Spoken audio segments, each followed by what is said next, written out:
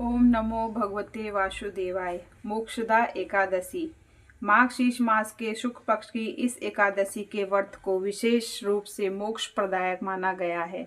महाभारत के युद्ध में भगवान कृष्ण ने अर्जुन को गीता का उपदेश इस तिथि को ही दिया था।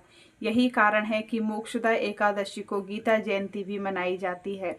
आज भगवान कृष्ण के दामोदर रूप की पूजा की जाती है।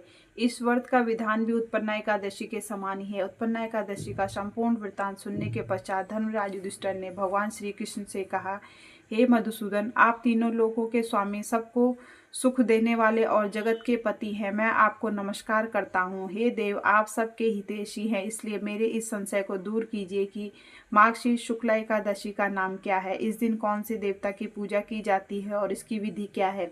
भगवान, आप मेरे प्रश्नों का विस्तार पूर्वक उत्तर देने की कृपा कीजिए। भगवान श्री कृष्ण ने उत्तर दिया, हे धर्मराज, तुमने बड़ा उत्तम प्रश्न पूछा है। इससे आपके यह संसार में फैलेगा, सो आप ध्यान पूर्वक सुनिए। माघ शीर्ष शुक्ला एकादशी अनेक पापों को नष्ट करने वाली है। इसका नाम मोक्षदा एकादशी है।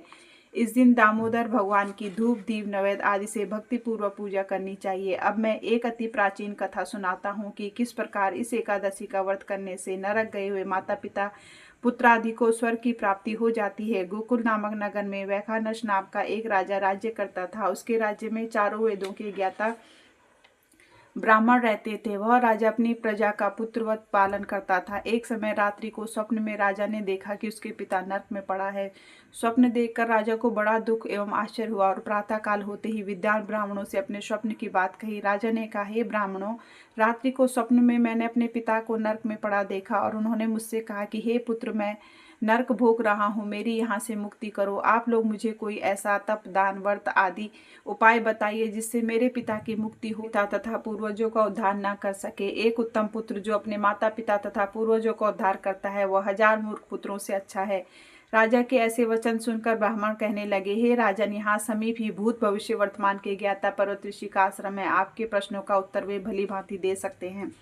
ऐसा सुनकर राजा पर्वत मुनि के आश्रम में गया। उस आश्रम में अनेकों शांतिचित योगी और मुनि तपस्या कर रहे थे। उसी जगह चारों वेदों के ज्ञाता साक्षात ब्रह्मा के समान पर्वत मुनि बैठे थे। राजा ने वहां जाकर उनको साष्टांग प्रणाम किया। पर्वत मुनि ने राजा से उसके आने का प्रयोजन पूछा। राजा ने कहा, हे महाराज, आपकी कृपा से मेरे राज्य में सब कुशल है, परंतु अकस्मात एक विघ्न आ गया है। इससे मेरे हृदय में अत्यंत अशांति हो रही है। यह सुनकर पर्वत मुनि ने एक क्षण के लिए आंखें बंद की और भूत एवं भविष्य के बारे में विचारने लगे। फिर बोले, राजन, मैंने अपने योग बल से तुम्हारे पिता के सब कुकर्मों को जान लिया है। उन्होंने पूर्व जन्म में सौत के कहने पर अपने दूसरे कामातुर पत्नी को ऋतुदान मांगने पर भी नहीं दिया था। उसी पाप के फल से तुम्हारे पिता को नरक भोगना पड़ रहा है। तब राजा बोला, हे महात्मन, मेरे पिता के उद्धार के निमित्त कोई उपाय बताइए। पर्वत मुनि बोले, हे राजन, माघ शीर्ष शुक्ला एकादशी के उपवास करके उसके पुण्य को अपने पिता को संकल्प कर देना। इस एकादशी के पुण्य के प्रभाव से अवश्य आपके पिता की मुक्ति होगी।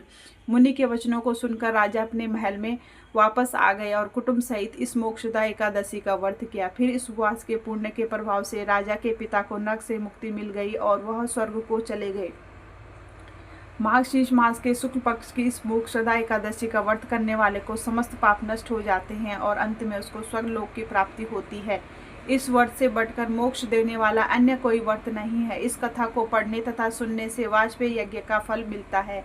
यह व्रत मोक्ष देने वाला तथा चिंतामणि के समान सभी चिंताएं दूर करने वाला है। इतना कहकर भगवान श्री कृष्ण मौन हो गए। ओम नमो भगवते वासुदेवाय। मोक्षदा एकादशी।